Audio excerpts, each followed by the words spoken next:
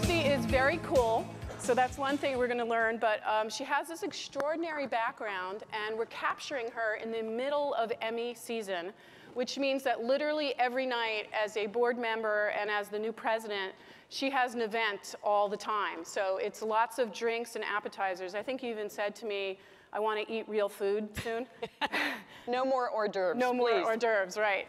So Lucy's background is, let's start back from, you were at Fox years ago, and you were a real innovator there in turning American Idol into an interactive experience with mobile voting. So can you tell us a little bit about that? Because I was a fan of Lucy's when this first launched. This was like, everyone was like crazed that, oh my God, you can now vote along with American Idol. Sure, Tell us about that. sure. Well, it's really a fun story. And by the way, it's great to be here and great to see many Fox colleagues after a little time. In 2001, Fox Network was really looking to go interactive. And you remember how crazy that seemed at the moment. Yes. Gail Berman was the president of Fox Network. And I went to her and I said, you know, there are these mobile phones and you can send an SMS text. And in Europe, they're doing this all the time. Yeah, it's like normal. They're voting on this show called Pop Star, et cetera. You know, obviously we didn't think of the idea of SMS voting. Let's try it on Fox Network. And Gail, who was a pretty risk-taking person, turned to me and said, Lucy, you can do this. Just don't screw it up. And she didn't use the word screw. So we got out there, and we had Ryan Seacrest holding up a phone. He actually held the Nokia phone upside down the first time he did it. I mean, to show you how unfamiliar the US was to text voting at that time. The rest is sort of history.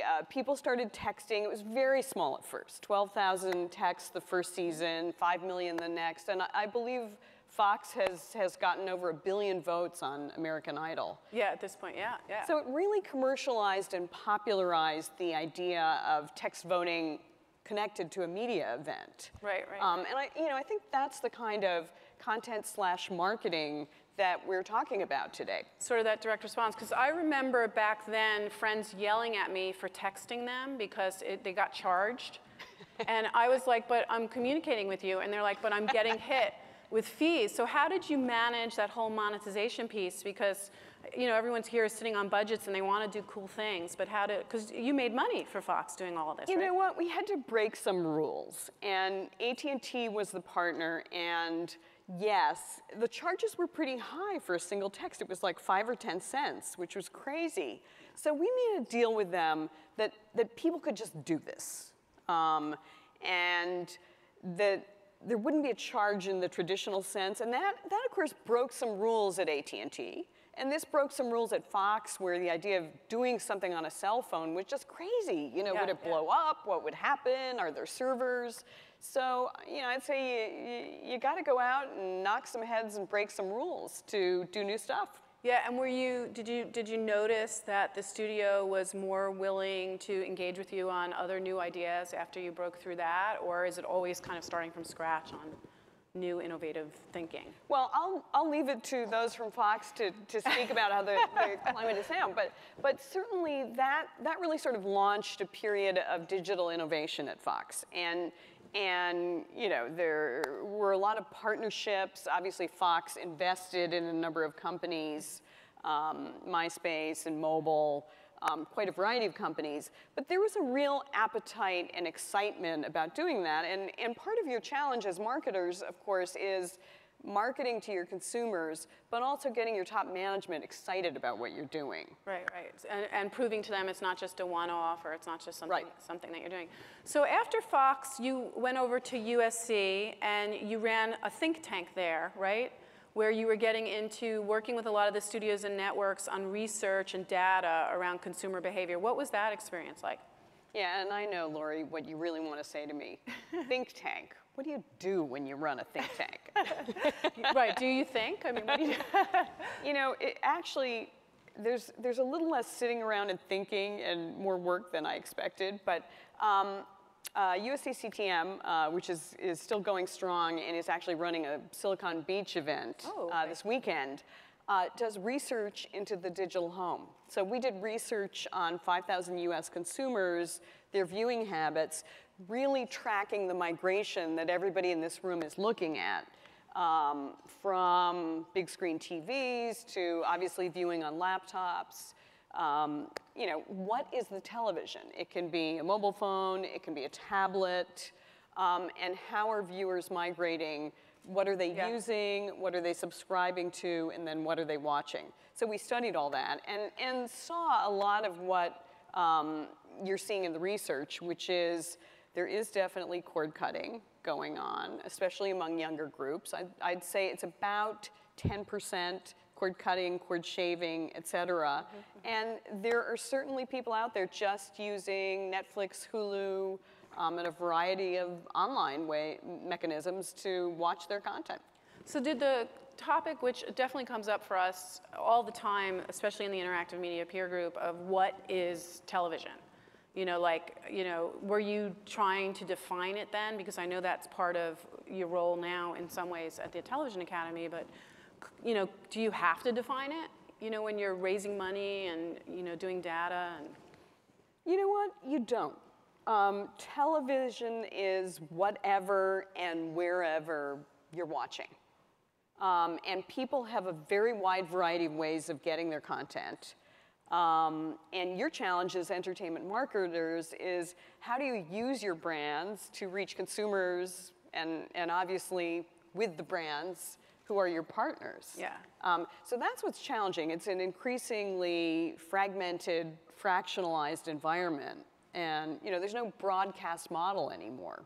Right, and we're going to definitely talk about media mix today and how to navigate all of that. So then just recently, a few months ago, you took on the role as president and CEO of the Television Academy. And you know, people are all familiar with the Emmys, and I hope you all tune in on CBS. They didn't tell me to do that, but just I just happen to know it's going to be a great show because I sit on the board. But anyway, so you're ventured over to the Television Academy, and I never would have thought about that for you, but it totally makes sense because it's this combination again of, you know, data and technology and then thought leadership. So what are you doing over there? Like, what is president of the Television Academy? Well, the Television Academy is a fantastic organization. Sometimes I quip, it's the world's most glamorous nonprofit organization. It's run by 60 governors, of whom Lori is one. She's governor of the Interactive Peer Group. And what we do, obviously, and you'll see this on Sunday, is we give out the Emmy Awards.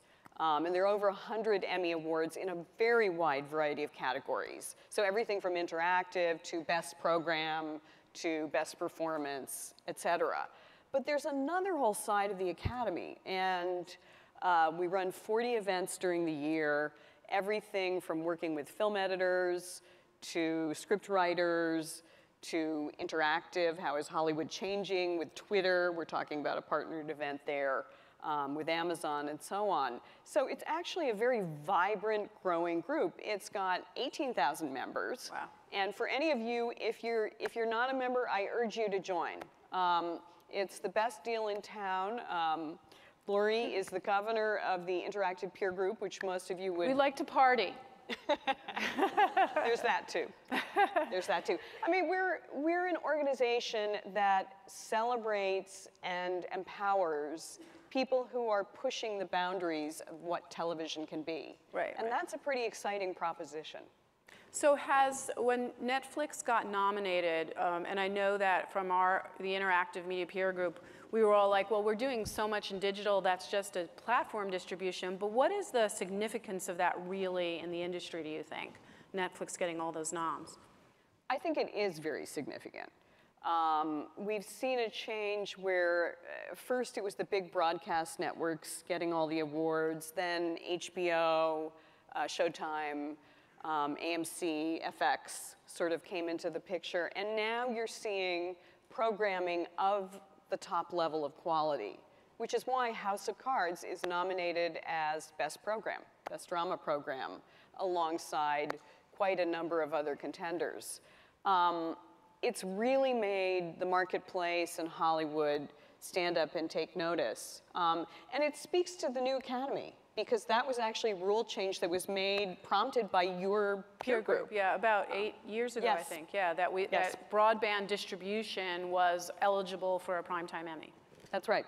You know, so that's pretty cool. So again, it throws up this idea of what is TV, and just for now, combining this concept of entertainment, film, and TV, because you know a lot of film properties are now going to be distributed in other ways.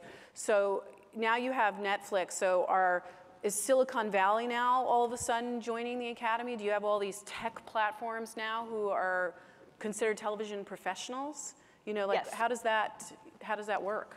Yes. That is happening, and I think that's really fun and exciting for the Academy, which was considered, I joined the Academy 20 years ago, and it was sort of a bastion of traditional thinking and let's honor the traditional and so on, and it's really evolved, particularly in the last 5 or 6 years, and now we're seeing partners like Twitter, Amazon, Google, YouTube. YouTube just won their first Emmy for the Lizzie Bennett Diaries. Right, and we're going to talk to Bernie Sue, one of the writers and producers of that later today, and that's a whole new model of content consumption. Right. And that's really exciting. All right, so we have YouTube, we have Netflix, we have Silicon Valley now coming in, so it really changes the word television. You know, I mean, do you think we're going to be calling it television in the coming years, or will we come up with a new word like video? Or, I mean, I don't know what it should be called. I mean, does it need a new definition? We think that the concept of television is expanding. You know, if you think about it, it's a Greek word, seeing everywhere. And that's what television is today. And I used my own personal focus group, which is, of course, my kids, who are a teenager and a college student, as we were looking at our branding and should it be the Television Academy, the TV Academy, the Content Academy. Yeah. Boy, does that sound boring. Yeah. Yeah. So we're sticking with television because we think that's a word that's understood everywhere. And my son said it best. He said, I haven't turned on the TV all week, but I watch television every day. And is he watching it on his iPad or his... Whatever. Yeah. Whatever device. Right. And it's not, it could be linear or non-linear. He doesn't care. Yeah, he doesn't care. I know when I sit down to watch something, I'm thinking about the show, but then I'm like, oh, that's on my iPad versus that's on my TiVo versus that's somewhere else. So I never worry anymore that I'm not going to be able to watch something I want. It's just which device is it on, and I don't know if you guys have this problem, but what's charged? Because like managing all the devices is the other thing. So do you think then there'll be new peer groups at the Academy? Because the way it works is there's trade groups. So you have writers and directors and interactive folks. So do you think you'll see new categories popping up because of the technology or because of all these new platforms? You know, will who makes TV change? Who makes TV is already changing. Okay. I mean, we saw that. We had an interactive peer group reception, and you presented the nominees and some awards, and just the complexion of that group is very different. Yeah, it's true. From those creating Breaking Bad or Game of Thrones or so on. But those are the producers of the future. Right. Yeah, no, you're right, because a lot of the awards that we gave out were for deep investments in iPad stuff and in second screen and in a lot of interactive experiences. And 10 years ago, that was all marketing budget driven. And now it's substantial investments from the networks. So there's also the shift. So are you managing now a lot of network executives and kind of guiding them into this space? Is that the role you think the Academy is going to play? Well, the challenge is to keep to our core mission, which is to celebrate, honor, and empower the creators of television. And we're all storytellers. Even the guy who's doing the sound mix, the person cutting interactive webisodes, and the performers. So how do we keep our part in telling great stories? That's our central core mission. where those stories play out, it can be anywhere, as far as we're concerned. I mean, it's just so interesting to me, your background, because coming from a network, leveraging technology, then getting into data, and now here you are running this umbrella organization, and you almost need data, tech, and storytelling now for any entertainment property. Like, you have to have that sensibility, right? Because you're talking to Silicon Valley, and you're also talking to Hollywood. That's right. And it's sort of like the network of the future is, I mean, you'll hear that from Bernie at lunch, I think. He put together his own network. And that's how they launched and ran Lizzie Bennett. And it's actually a part of the content. I mean, it's very integral to what's going on. That's right, that's right. Well, let's see if there's any questions from everyone, because, you know, Lucy is, like I said, so hard to land, but when you land, there's jewels. And I can't see, but do we have anybody out there? Yeah? Questions? Anybody? No? Okay, I'm sorry. Everybody, they haven't had enough coffee. Well, do you have any predictions on who might win? Oh, okay, go ahead. Oh, Mr. Gordon Pattison, I believe that is. My, you're looking handsome today. Yes, I have a question for Mrs. Hood. What is your master plan for conquering the universe now that you're the head of the Academy? Well, it's all about television. I mean, let's face it, television is the universe. No, seriously, I'd say there's a real challenge for the people in this room, which is, you know, I'm sure your bosses are saying use social media, use all different tools of engagement, but you can't, at the same time, forget the traditional. There are very big stories being told, obviously many in film. I certainly don't want to leave that out. But it is a new golden age of television. And if that's something you can embrace as an entertainment and as a marketing medium, the power hasn't gone away. But what you have to do is be really innovative in how you interact with both your consumers and then the brands that you're associated with. So someone like Matt Weiner, who I know you hung out with last night, because that's part of the cool part about being at the Academy is you find yourself, you know, eating, you know, appetizers next to a major showrunner who wrote Mad Men and who kind of changed television history. So do you think Matt Weiner is thinking about all of this stuff? I mean, is Anthony Zuiker, Mr. CSI, are all these guys thinking about this stuff, or are they still saying, let my marketing and promo people do that? You know, there's a real range in the showrunners. I think Matt Weiner is pretty focused on his show. He's sort of a classicist. But then you have Shonda Rhimes, who used Twitter to launch Scandal. Right. So successfully. Right. And Kerry Washington, by the way, is nominated. First African-American actress in 18 years, so we're very, very excited about that. And then there are others. Tim Kring of Heroes and Touch has gone really far in terms of transmedia. He actually did a show with Nokia that had no broadcast element at all. That's right, Conspiracy for Good, which was all about sort of transmedia involvement or cross-platform involvement. So some of them are getting really, you know, really thinking about this. All right, let's take a question over there. Hey guys. Hey. Thanks for hanging out with us. My name's Kevin Planofsky from Vert in Atlanta, and we're going to be presenting a little bit later a little live stream case study. But I was curious just to talk about live programming and how that fits into this whole dynamic that's changing, and you know, live streaming on the internet versus live broadcast, and you know, time zones. I mean, how's that going to fit into everything? Well, obviously. Live programming is ripe for interaction right in the moment, right? You can answer polls. I mean, there are all kinds of stuff you can do on everything ranging from the Super Bowl to different reality programming and so on. And that's a lot of fun. Now, Game of Thrones, you're not going to change the story, no matter how much you interact with their app.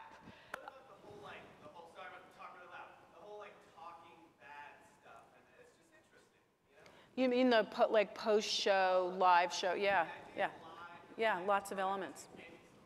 Well, I think it's the water cooler of today.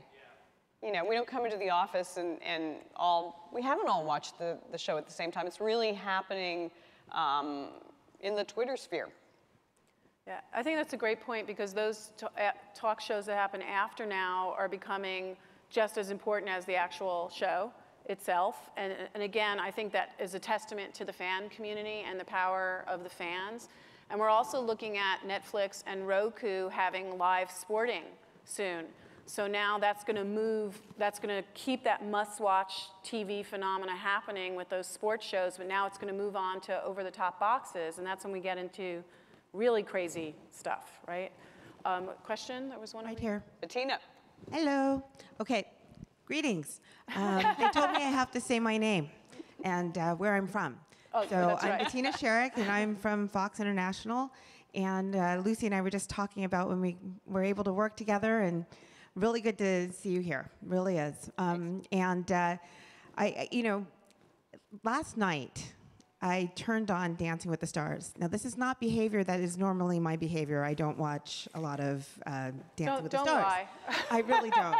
I would have preferred to be catching up on Breaking Bad, but the reason why I turned on is because the news yesterday was talking about how Facebook was going to be integrated into the show. And of course, I had to see this. I watched 3 dances, and there was no Facebook integration. And then I said, I have to turn this off or I'm going to slit my wrists. So, I'm wondering, did it actually happen? 1, you might not know. And 2, is that really the future? Or is that a gimmick, to try and get people to turn on? Are we really going to want to watch, like, the pop-up video circa, dating myself, 1995 on VH1? I mean, is that really happening? Or are we just really trying to gild the lily with all this social stuff? Well, I think you guys all, as marketers, you know the famous statement, I know 50%, the film mogul, I don't remember who it was, who said, I know that 50% of my marketing isn't working. It's just which 50%. Right. And the same applies, I think, to social media. I think a lot of it does start as a gimmick, particularly for broadcast networks.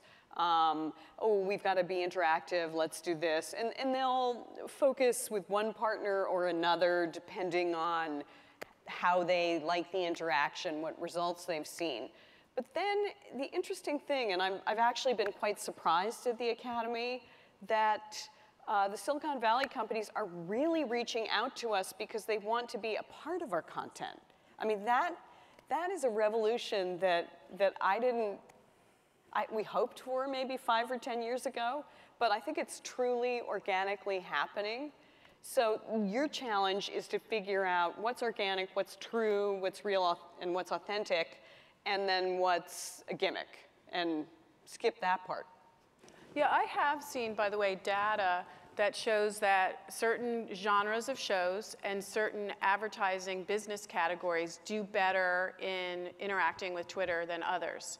And so there is data out there showing there's more Twitter activity and more brand engagement with certain categories connected to certain programming genres, so that you may be more likely to interact live with reality programming than you are with Game of Thrones when you're really just pausing your iPad to look at King Rob, Oh, sorry. That was just me. By the way, I have not watched the wedding thing because in my mind he's not dead yet. But anyway, but I think there's real data now supporting genre-specific behavior and brand category behavior and what works best with each. And I think we're going to start to see more of that. Do you think you're going to be partnering with research companies and data companies at the Academy to do original, research? Very much so. We've been talking to all the research giants like Nielsen and others.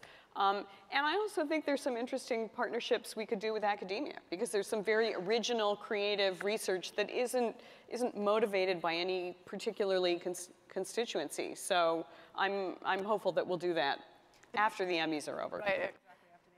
One thing about being involved with the Emmys is that you have to have a lot of black dresses. You have to have a lot of cocktail attire. So do we have time for another question, or are we wrapping it up? All right, so Lucy, are you sticking around a little bit? Or no, you have more events, right? No, but I will be here until the break and handing out cards. And anyone who's interested in joining the Academy, just email me, hood@emmys.org. And don't do it just for the free hors d'oeuvres, the free screeners, and the free parties. And voting. You make a difference.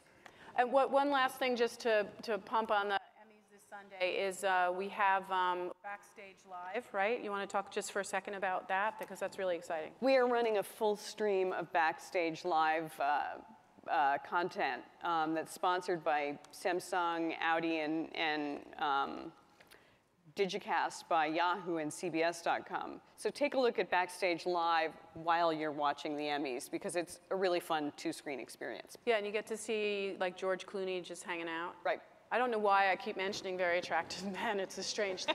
But anyway, thank you so much. Let's have a hand for the legendary Lucy Hood. Thank you. Thank you. Thanks, Lori. Oh, you guys. Thanks.